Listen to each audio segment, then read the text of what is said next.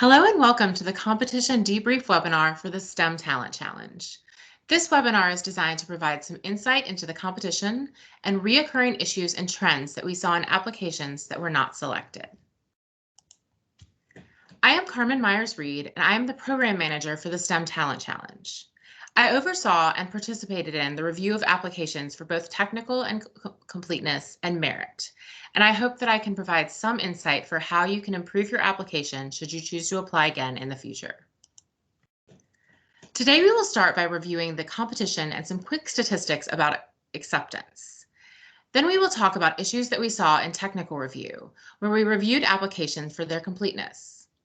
Next, we will briefly discuss the mission of the STEM Talent Challenge so that you can understand what we looked for in program alignment.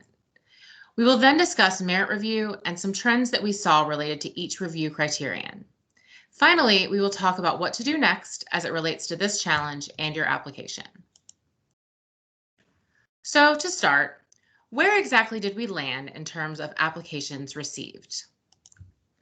We received 78 applications in total from 38 states. Of these 78 applications, only 7 were selected for funding, allowing us to obligate all $2 million from this program. To provide a little bit more context about the extremely competitive nature of this year's challenge, here are some statistics about application acceptance. Our overall acceptance rate was less than 13%. The amount requested across all submitted applications was 20.6 million. This means that in both number of applications submitted and amount requested, we were oversubscribed by more than 10 times. There were many more high-quality applications than we had the ability to fund. The OIE review process starts with technical review, where we review each application for completeness of required components. Applications that get rejected in technical review do not move on to merit review, so do not receive an overall score. The most common technical issues that we saw were missing match, either amount or commitment letter, lack of government support letter, and missing proof of eligibility status. Please remember that you can ask questions of a technical nature during the application period, so reach out if you are in doubt about a requirement. The first of these issues was the most common. We saw many applications that were missing a portion of their match or were missing the documentation to verify the match. Keep in mind that a one-to-one match means that applicants must bring at least the amount of funds that they are requesting. Match amounts should be easily traceable to the project activities and consistent throughout the budget, on forms and budget documents. Finally, funding must be available at the time of the application, so it can't be something that will be based on future earnings such as program income. In addition to making sure that the matching funds are there, we also make sure that they are all documented by commitment letters.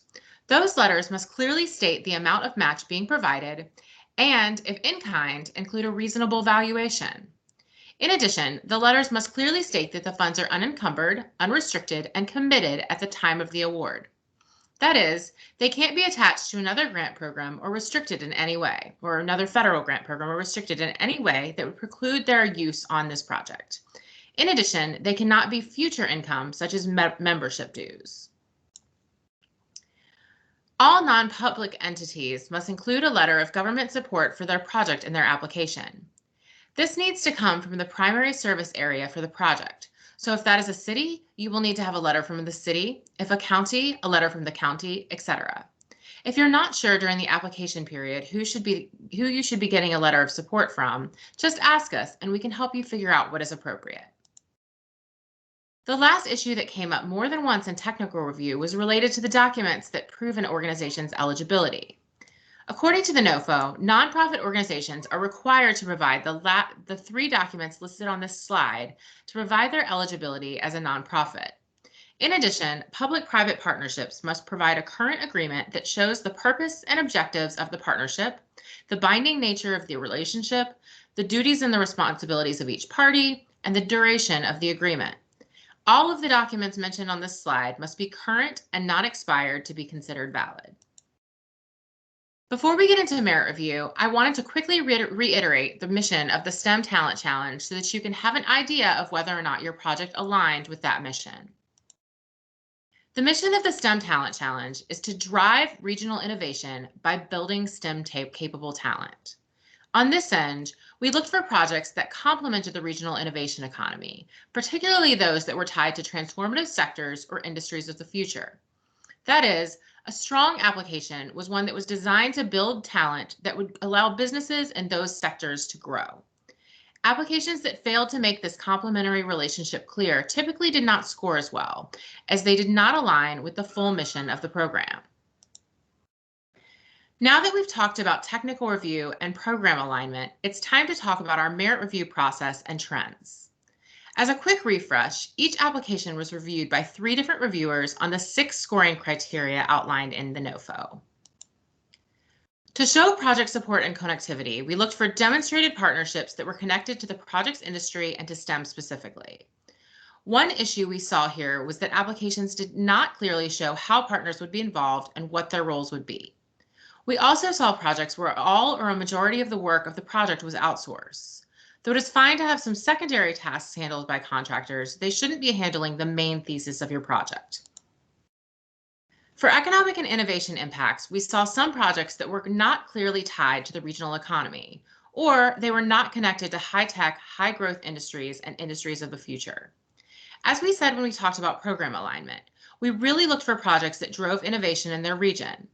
We also looked for projects that saw projects that lacked measurable goals, or the goals were focused on the training successes rather than the impact of job placement and creation. Again, it needs to be clear that this project is helping to fulfill the need of talent that will allow innovative companies to succeed. Finally, we saw projects with an emphasis on growing STEM awareness, but not on building a STEM-capable workforce.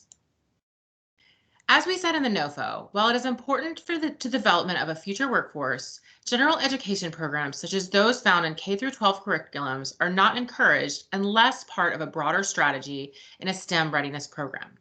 This proved to be very important when it came to the scoring of this criterion, as those that were focused more on growing awareness did not include ample projections of how they would impact the overall innovation economy.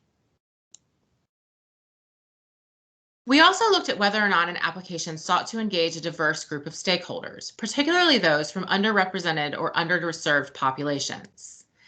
Applications that scored well on this criterion had a clearly defined plan for how they would engage diverse populations and increase equity in STEM fields. Some applications included outreach plans, but did not mention how underrepresented or underserved populations would be engaged. Others planned to leverage relationships with existing partners that sought to include underrepresented populations, but did not seek to build new ones. In general, this criteria was something that sometimes not addressed at all, or it was mentioned, but there was no clear plan for how to achieve it. When it comes to assets and infrastructure, we looked for applications that clearly aligned the regional assets with the structure of this project. On this end, we saw some proposals where assets and infrastructure were identified but were not tied or relevant to the project itself. In addition, we looked for applications where the industry and sector of the project made sense based on the assets and infrastructure of the region.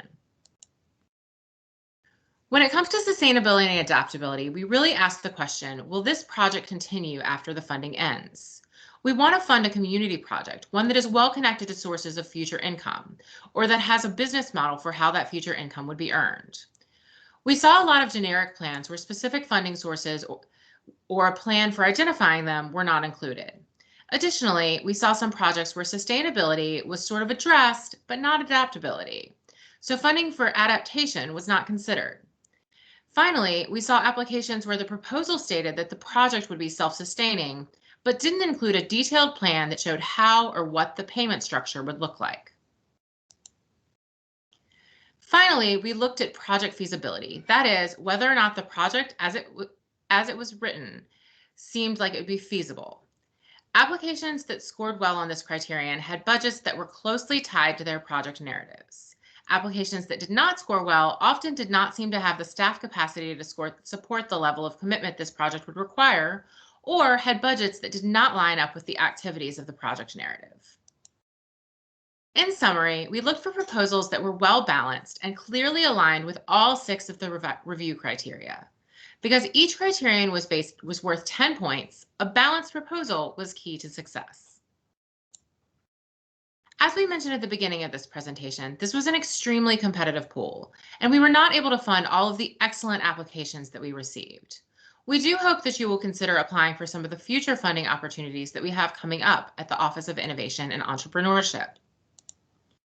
OIE's flagship program, Build to Scale, seeks to build regional economies through scalable startups. The application period will be open in the coming months, and we encourage you to visit our website to learn more. In other exciting news, we will officially be running a 2021 iteration of the STEM Talent Challenge. We again have $2 million appropriated for this challenge and are currently working out the logistics for how this year's competition will work.